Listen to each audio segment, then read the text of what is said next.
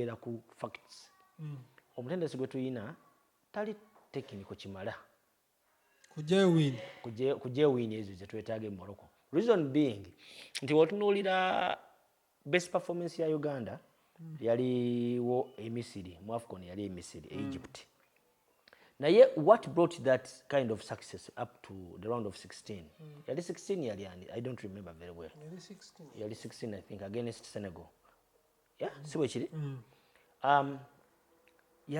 Yali tactical awareness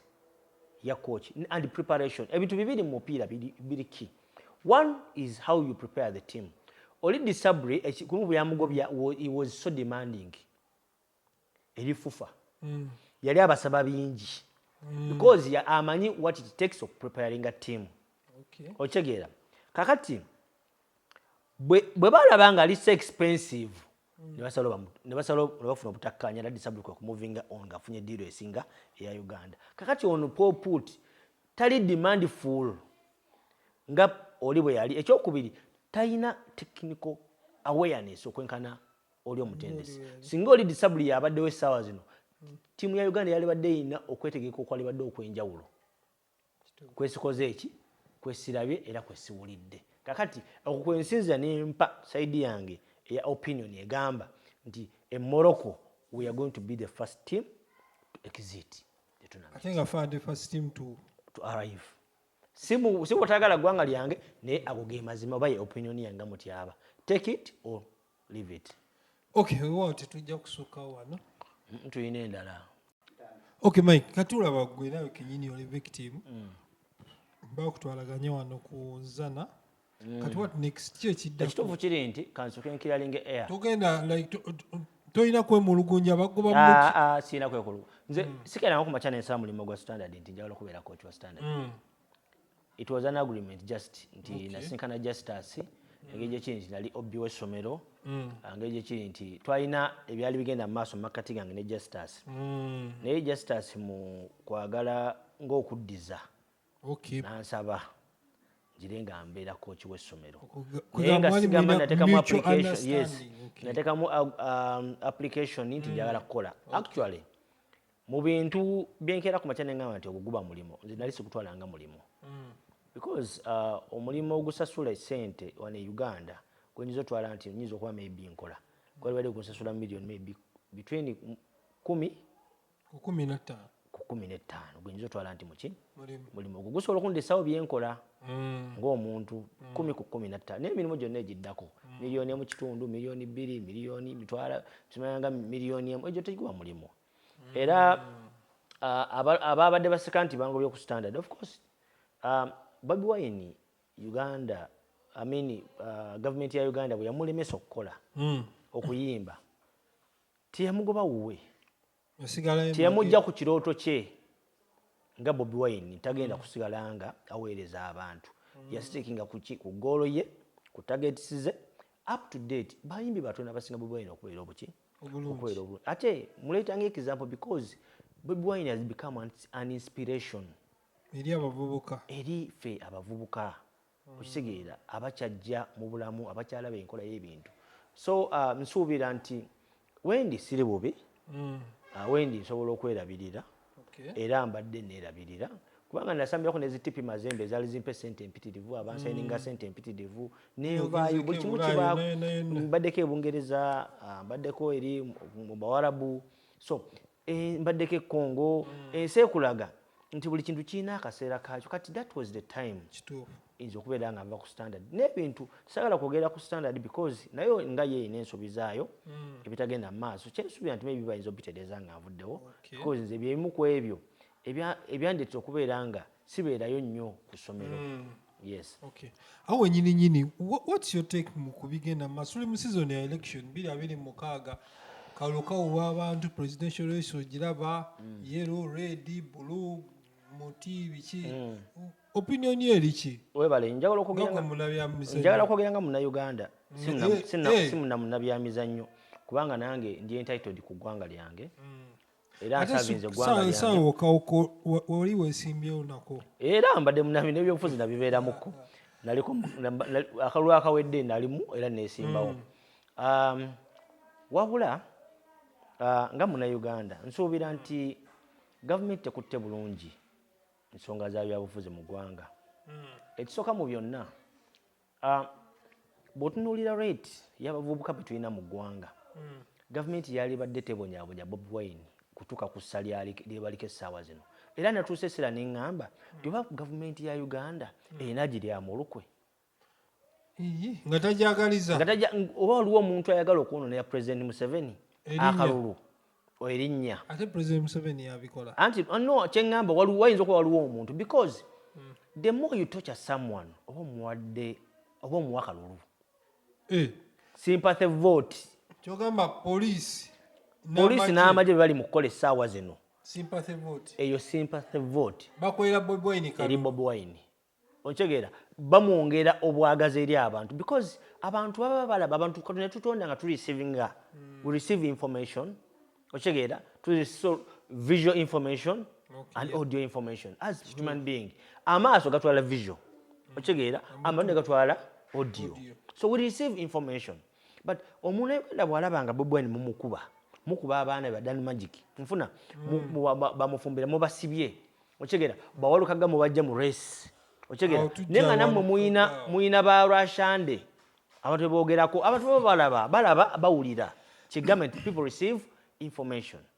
but after receiving information they recycle turecyclinga nogamba ne akangwende na kino kakati njawala okubuulira be bali mukola Bobi Wine essaawa za kakati I don't support and I disagree with it okitegeera I'm against omuntu abonyaabonya omuntu omulala because lino eggwanga lyaffe ffenna nkivumirira era nkivumirira nnyo abaakubya abantu eggulu mulimu n'omwana w'emyaka 6 yafiiriddemu emyaka 16 yafiiridde mu nsonga ngezo so people we are supposed to protect our own people okitegeera tulina kwagala bulamu bwaba kati for example America bwe baba nga banawaayo olutalo mu nsi yonna kibasooka okukola secure their people because bakimanyi nti eggwanga likulaba ki bantu likula abantu kati ate ffe tutta abaffe tusiba baffe tubonyaabonya baffe ate nga abababonyaabonya be Bannayuganda be tusuubira nti ge magye ye poliisi yali badde ekuma emirembe naye they are inciting okitegeera bo bennyini balinga abatojja bano abavubuka babajjemu olutalo bakuyetinga nti omusajja ono Bobi Wine muki kyovula nkugambye nti walabika waliwo era kino nkyogera President Museveni simanyi oba bino osobola bbira oba tobiraba I don't care but President Museveni bw'obanga oyagala okukulembera Uganda ey'emirembe nga baba tugamba nti they are protecting the gains they are protecting the peace and security muki and stability mu ggwanga lyaffe Uganda President omuntu akulyamu olukwakuba Bannayuganda omuntu aweereza gwe nalabye nga oli afanda okukola kyakoze ku Bobi Wine amala kureceiving simu orders from someone oyo omuntu mukwato musibe because first of all afuuse enemy wa government yo afuuse enemy wo eri Bannayuganda that person is turning the masses the Ugandans against their own government nate poliisi yegamba waliwo okwonoona ebintu okugenda mu maaso tebakkiriza abantu bajja n'abantu nalabyeko omwogezi w'amagye ng'agamba abantu babba eggulu babba eyiganga babba aluwa babba embalala abantu bonoona bakaaba ebintu byayonooneka Bobi Wine yabba ebintu nti abantu batambula nabo bakugira abo abamenyi b'amateeka ekyo si kituufu anti olaba kati mu Uganda kye tulina kye tuyita misinformation okitegeera and baagala okulaga opposition eno nti mbi opposition ekola ebintu ng'ekika nga bw'obimenye naye nga Bannayuganda Bobi Wine alina kigambo kyakozesa ng'ali ku rwaileze security yaffe kamera ekitegeeza nti byonna bye mubyogera naye tebina evidence nti bano bye babikola naye ate bo nga batambula babeera ku lives okitegeera live zibeerako ng'abantu bazikwata kamera zibeera ziraba buli kintu kyonna kigenda mu maaso Abannayuganda baba balaba kigambe nti Ugandans receive information in two ways the visual information which are the cameras and the audios okitegeera so ebyo byonna bali mu kwogera baagala kutandishinga linnya lya Bobi Wine na kibinja kye naye ate nga tekyali badde njawulo okubulira Bannayuganda balina obulumi bwabwe simanyi president oba yabiraba oba tabiraba naye ebimu ku biruma Bannayuganda kwe kubeera nti omuntu amala okusoma n'amala okusoma nga nekyasomereri tagenda kifuna mbadde nusu oluki 10 kivula boda tulina mpitivu because kiteetaga qualification tulina ensi ndoza ng'ovudde ku India ng'ovudde ku India zibanga manga gentambuddemu njogedde ekigambo genkoze eki Uganda yensi ey'okwesinga boda reason being nti abantu baffe tuba tutte mu mbeera oli okuva ku byasomeredde nadda mu byatasomeredde kwebimu ku ebyo ebisinga okunyiga bannayuganda era ensonga lwaki osanga abaana abali ku Bobi Wine essaawa zino nti bangi kamera nnyingi buli muntu afuuse munnamawulire naye nga ekifudde munnamawulire ekibavudde bannamawulire kiri kimu bwe kiti nti basoma ne bamanya nga tebalina mirimu gya kukola okitegeera kati bwe bamaliriza n'obasanga nga balina endowooza egamba nti bwe naabeera nga ndi ku TikTok egenda kunsasula bwe naabeera ku YouTube egenda kunsasula ofuna naye ng'ekyo kyonna ekikireeta kwe kulowooza kuli nti bannange kye nasoma sikifunyeemu kaŋŋende idaisify okitegeera ngenda mu kintu kati bazze mu kintu kye batamanyi kyova olaba information e Uganda efulonyanga bwekola ki terina regulated. I'm telling you, no matter how much the government would want to regulate the information in Uganda, they cannot. Unless they shut down internet. Go chabade Tanzania. Go chabade Tanzania, but chukole Uganda because to sobola kujamu na Uganda ku camera. Because kati bamanya the government ita camera. International community ebeerera ba camera zino era ba video zino. Ebiraba kati jalo kubulira. Bwe tutamanye ne tucreating abantu baffe government ne creating abantu baffe emirimu ate era omuntu yali kya government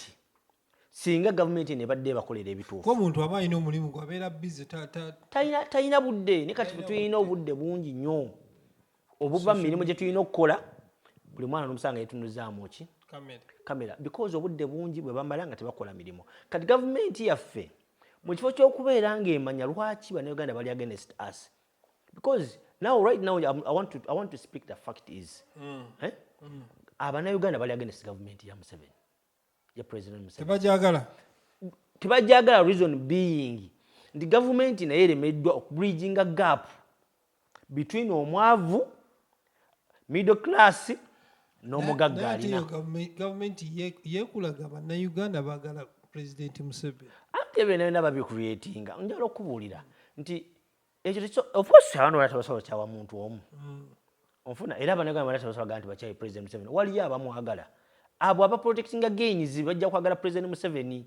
n'abo abawulira nti bali mu mbeera mbi bajja kyawa President Museveni okitegeera abo abali mu high class ne mu middle class I'm telling you they may support President Museveni ne bano abali mu low class kigambe nti singa Uganda yaffe bakira kwanza ne bridging a gap between ali obulungi n'ali obubi nga buli omu asobola okufuna medical services good road network okitegeera ebintu ebiyamba omuntu omunaku byebiriwa gemasomero onfuna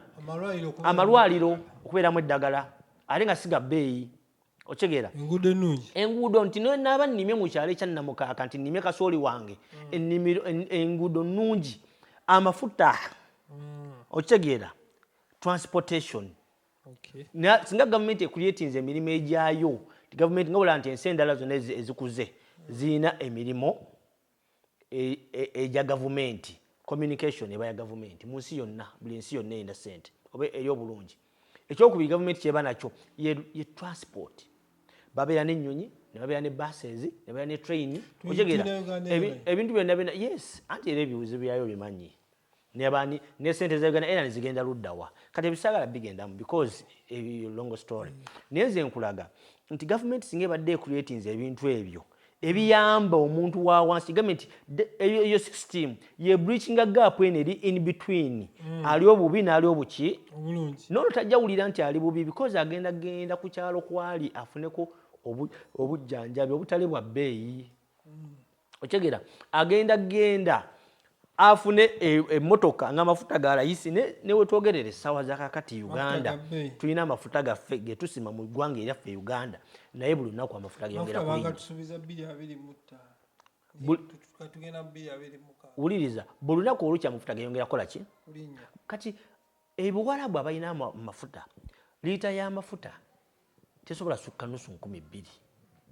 okitegeera ensi ezikuze eziyamba abantu baazo amafuta ga bbeeyi ya wansi. Mike awo nini nga tukyali ku byobufuzi mpolampola oliwo eno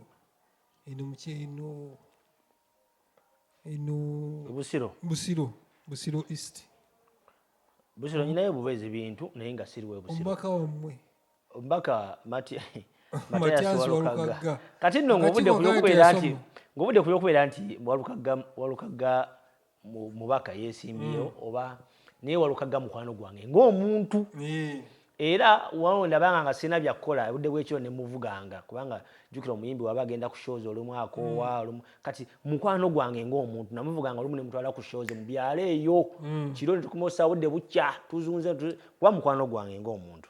Era bwe nawulidde information eyo nti Walukagga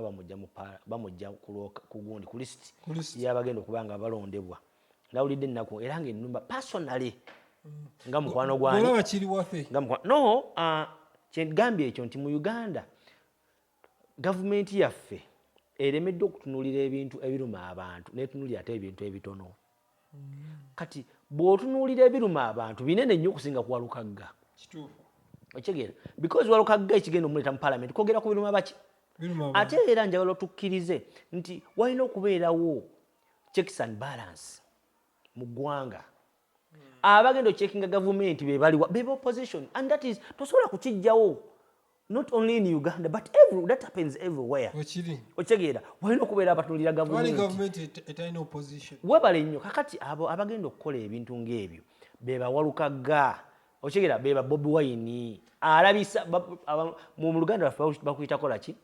bakuyita kulabiza nga bwe navaayo nembeera ku mupiira nga ngwogerera ebibi ebikukola ki ebigulimu ne abantu ne bamanya nti n'ebyo bibadde bikolebwa mu kapiira kaffe. Okitegeera so be bantu bano gavumenti yalibadde bakkiriza ne babeera mu parliament nesobola okumanya ebiruma abantu because ono omulala asupportinga government tajja kuleeta kibi gavumenti kyekoze tajja kuleeta kibi kirumu tajja kuleeta kiribi eri gavumenti agenda kujja nakazigo nakuwaana nakusiima naye ate ono ajja kujja abagambe bannaye abantu b'egundi bagamba ABCD kijja yamba gavumenti okumanya nti omubaka w'egundi abantu b'egundi beetaaga kino tuyinza bayamba tutya. Okusinziira gwe nga w'obadde olaba nti Busiro olinayo emirimu gyo ku ground Walukagga abaddeko ate era kati kakubuli ekigenda mu maaso ekyo tekiriko okubuuza nakulanga kulala wano mu centro nkiddamu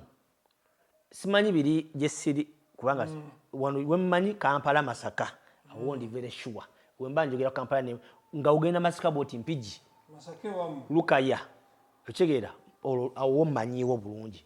akalulu ka Bobi Wine ne Nuupu bakola ki bebalinawo bakayina siba MP si Bobi Wine kati awalala wonna sisobola kwogerera because sikola ki simanyi era sibeerayo ne wano wembeera ndi very sure nti Walukagga wano abadde agenda kwangula akalulu with 85 or 90%. Awo nyine naye nga tonnangijawo waliwo debate gye natandise okulaba egenda mu maaso General Ashande ne Walukagga bagamba ebitabo kwani Walukagga yasoma bukulu naye ate ebyalo Ashande balaze nti ye byadduse ku speed y'ekika ekyawe n'abeera nga alina obumanyirivu bwakola ebyalo Ashande byo ebya Walukagga naye nze ngamba nga mmaliriza ensonga eyo nze kyenjagala okusembayo nga mmaliriza ngamba bannayuganda twagala abantu baffe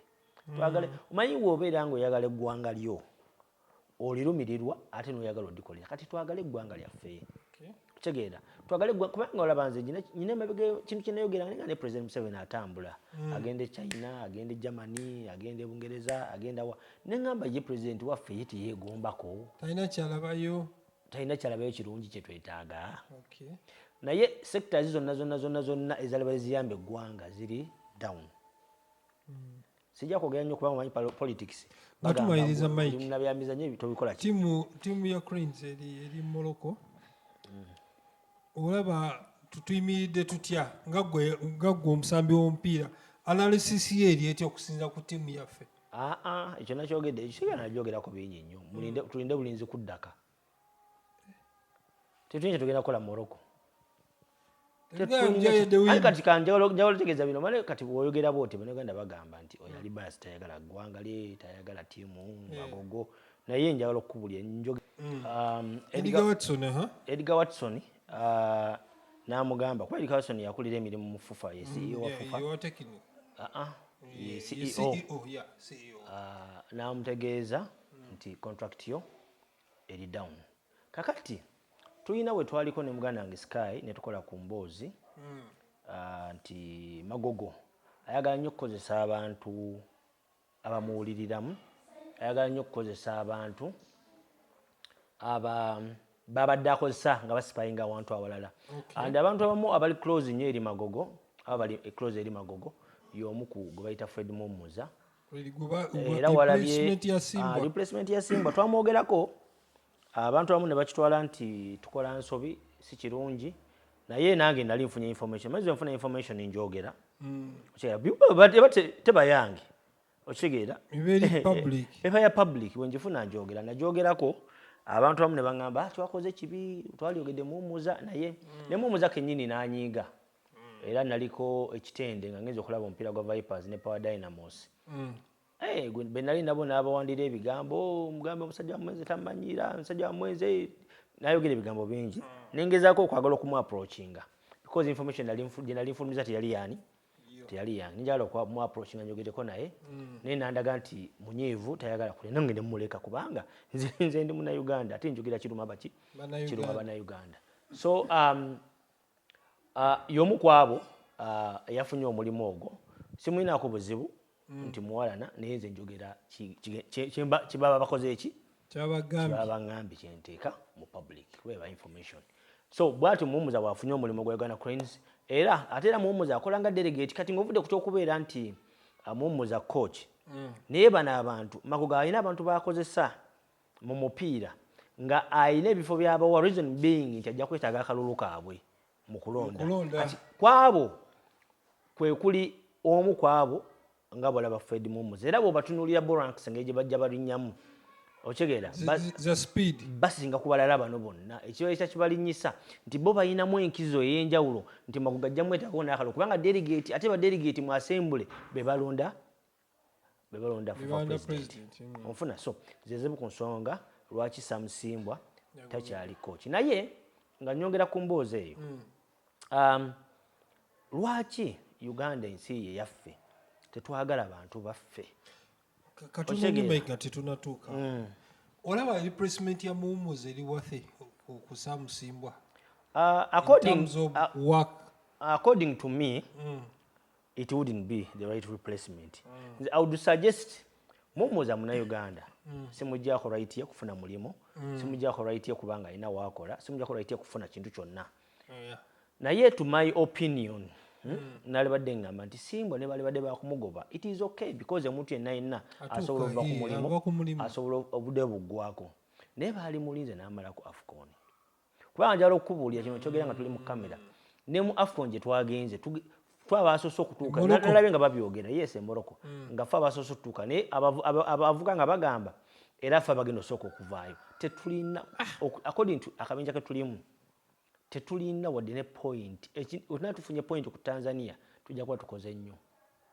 ofuna kyokka tuli banafu nnyo okutuuka awo no tetuli banafu naye ensi zetugenda ensi group mwe tuli ziri organized ziri mu mupiira ziteekamu ate abantu babo baagala omupiira gwabwe kyera balina n'abasambi quality y'abasambi esinga eriwa ffe oyinza ogaa tugenda competing na Tanzania because Tanzania cutting edge sinki it is possible ekyo sobola kiwakana against Tanzania naye ne Tanzania essaawa zino liigi yaabwe y'amaanyi ekuze otunulira omanyi omupiira tugupimira ku liigi otunulira Tanzania erina ttiimu ezebbiri Yanga ne Simba erina n'Azam erina ne ttiimu gye bayita Singida erina ttiimu zinnya naye ttiimu zaayo nnya zonna zaagenda mu group stage ya Champions League ne Confederation Cup gwe Uganda toyinayo ttiimu n'eki kikulaga nti bo omupiira gwabwe gukuzeemuko okusinga ffe era Tanzania bw'ogiraba mu ranking ya clubs olaba nti ttiimu zaabwe zirina ekifo kinene okusinga kuzaani kuzaffe eza Uganda owanda ekyatugamba Bannayuganda tetukola tutya Bannayuganda tutunuulira abantu baffe nga ba failures sometimes ate nga ffe kennyini nyini tulina okuzimba ekyaffe omanyi buli oyagala amakaago buli oyagala ewo ojja kwagala wanyirire walabike nga nanajjajja gamba nti kikulukuunya asula walungi kikulukuunya ali bwati ne bwati kikulukuunyu naye basamusimbwa abo ebbanga lyamaze nga bakookinga omupiira we have not empowered our own tetubawadde kituufu abo basajja twalibadde singa twayagala yadde eggwanga lyaffe likule twalibadde twalondamu dda abantu ne bagenda e Bulaaya ne tubasindika mu clubs ne tubasindika mu courses mu UFB ne babeera nga balina knowledge about the game funa naye kule tuba obulimu buno tuba bwakubakwasizaako tumaye tubajjewo but abantu betubaleetera nabo bennyini si be baba batuufu balina oyigirako because njala okubulya Uganda zebbanga limaze nga ndaba nga ntegera omupiira gwa Uganda coach gwe twakafuna omutuufu era abadde ayinza okusomesa abalala bonna ne bafuna knowledge about football baali bamuyita Disabri si Saba bamuyita Disabri ne Engineer Moses Magogo olw'okuba nti baba n'ensonga zaabwe yavayo n'agamba omusajja oyo nti ali overrated ne ali overrated ali ku Congo n'ebyafaayo byonna byakoze byeyogerera ku mupiira Disabri kakati gwe baali badde bayigirako naye bana balabo naye baleta kati put nga coach wa national team alina ensobiize ng'omuntu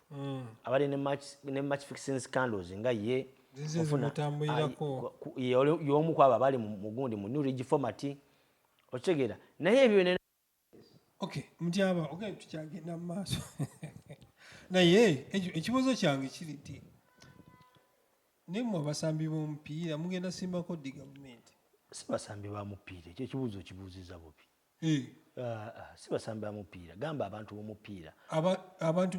si basambi bokka because omupiira gulimu abantu bangi mulimu abakazi mulimu abasajja mulimu abagufuga kakati njala tukkirize tugaane akola obulungi akola ki asiimibwa gavumenti erina ebirungi mu kapiira nkiddamu kaki mu kapiira gavumenti ya Uganda ezimbye wali we twali mabega yali tebifaako era nze nalina we natuuka ne nkola story ne ŋŋamba nti President Museveni ensonga lwaki Uganda eno ebyemizannyo byaffe bikyali wansi maybe President Museveni ebbanga bo lye baakuliramu ebyomizannyo si we byakola ki era bo baakula nga batunuulira bukuumi na security because eggwanga lyonna olova okitegeera ensi yonna olova yalimu obutabanguko mu byobufuzi abantu baali banoonya territories abantu baali balwanira bukulembeze na kukyusa byonna byonna ebyali biganye ne ndowooza nti President Museveni akulembedde ebbanga no Uganda ayinza okuba nga talina awareness emala ku byamuki naye ate of recent bikyuseemu naye kimanyi ebikibikyusizaamu abadde muhoozi because nze I interacted ne group ya muhoozi era nali omu ku group eyo okitegeera nategekanga emipiira gya muhoozi badde omu kubategeka emipiira gya muhoozi okitegeera so kyensuubira nti ekireese okubeera nga kikyusaamuko okubeera nti muhoozi omulembe gwakuliddemu gubaddemu omuki gubaddemu ebyemizannyo era nga alaba nti bitwala eggwanga mu maaso kati kyovula muhoozi ya championinga campaign y'okuzimba Hoima Stadium era omulabe ng'agenza ogikola ki ogitwalinga bali mu kuzimba eno ekisawe Arua bakiyitaani kyerabidde omuddusi akibwa Philipu Kyerugogo mbyerabidde naye nga nabyogeddeko neggulu ekyalwayo nakyo kirala waliwo ekisa gavumenti kyeri mu kuzimba nkyerabidde erinnya linvudde mu mutwe naye olaba nti erinovating ennambula ate bakyamwongerako ssente gavumenti ekoze emaliriza Kadiba eyali Alema Federation gavumenti emaliza Kadiba Federation gavumenti yawa Kadiba yawa Federation sente okumaliriza Kadiba yali FIFA yawa sente okuzimba Kadiba ne bazimbako nze ne zibonakanira mu makkati awo ne balema okumala gavumenti nebongera ssente okumaliriza ani Kadiba kikulaga nti gavumenti ebadde yezze etaddemu ssente mu byemizannyo kati ngenda kubuulira kino wensingira osiima gavumenti nga mutyaba personally we wano nange mbadde nga sikimanyi nti gavumenti ya Uganda ewa FIFA ssente $5 billion buli mwaka ez'abawala women football nakizudde juzi mbadde sikimanyiddeeko ddala era kyemanyinde bwe njogera mu kamera wano era Bunnayuganda mugenda kubeera shocked. Buli mwaka mu budget gavumenti ya Uganda efulumya 5 billion shillings kugenda ku mupiira gw'abawala, ku mupiira gw'abakazi. ate twabalaba luli nga balaajana, tebalina wakusula, tebalina musaala. Ng'ovudde ku biliyoni ez'ettaano gavumenti ya Uganda ekwata ebiliyoni 17 n'eziwa FUFA for men football. Ekitegeeza nti omupiira ng'omupiira gwa Uganda gavumenti ya Uganda buli mwaka eteekamu 22 billion shillings women and men's football. Ziragawa naye okitegeera kati ekisinga okunakuwaza nti kwezi 17 waliwo bulooka atwalako ebiliyoni 5 ng'omuntu eyabulookinga diiru ya gavumenti ntwale wa President Museveni nja kulyako bweziti alyako biliyoni z'emmeka naye tayogereki sijja mwogera kubanga tayogereki omanyi ekisinza okunkuuma wano kutogera amannya g'abantu toliviringa sosiyo sosi yange sirigiriviringa n'oyo kennyini akola ekintu ekyo simwogera eyo byebisa abaki kuteeka amannya g'abantu mukaki kubanga muneeze balya siziinaako control sinzaziwaayo sinze gwe baziwa nze ni Munnayuganda aliwo okutuusa information eri Bannayuganda bannange okitegeera oyo alyako eza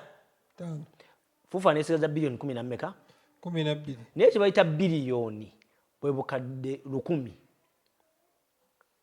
okitegeera bwe bukadde 100 bwe bukadde 100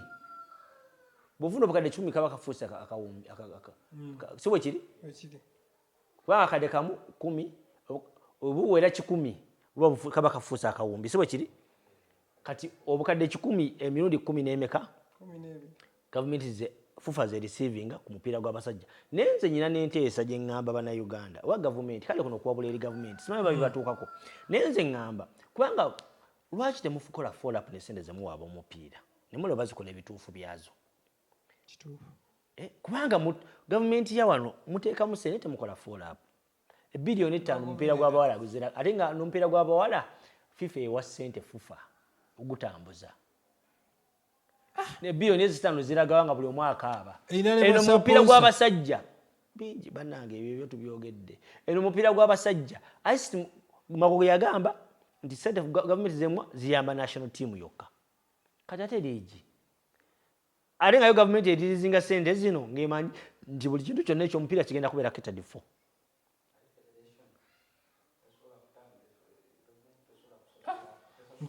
Lwaki gavumenti tekwata ssente nega nti zino za national team mulizi wa FUFA nemuga zino za makiraabu buli kiraabu nebeera ng'enda ssente zaayo kubanga kiraabu zezisasula abasame si FUFA kiraabu zezerabirira ttiimu zaazo si federation. FUFA erina weebalimbira mbu bafuna ssente za sponsor emiliyoni nezibeera emiliyoni nezifuka mu miliyoni 2 nezifuka mu miliyoni 2 endala zonna ne bakola ki ne bazirya so omupiira gwaffe guliwa kati on top of that ezo biliyoni 2.2 gavumenti zereleasinga eyongerako biliyoni 7 ate zaki ezo zigenda mu Uganda Senior Secondary School Sports Association gye bayita USSA to develop talent. Kikulaga nti gavumenti kikulaga webala nnyo kikulaga nti ate ne primary zino simanyi sinamanya ngenda kunoonyereza eyinza okubanga wenza okwekisanga nga ne ba primary no balina ssente gavumenti zebawa kati ssente zino ezigenda mu USSA ebiliyoni 7 okitegeera gavumenti ezibawa buli muki buli mwaka naye ate amasomero ago g'olaba kigamba nti gavumenti bw'etaakole follow up ku bintu bino ku ssente ezereleasinga ensi yaffe egenda sigala nga bwekola ki ng'oli akwata ssente n'azirya ng'omuntu n'azirya emyaka ate tebakyusibwa tebavaako tebalina kye bamukoze so nze kyensaba gavumenti mukutandika okukola follow up ku ssente ze mu investinga muki mu byemizannyo maybe ebintu bijja kukyukako. This is a kind request. Okay. Those are what tujja kusukkako wano wadde quick shots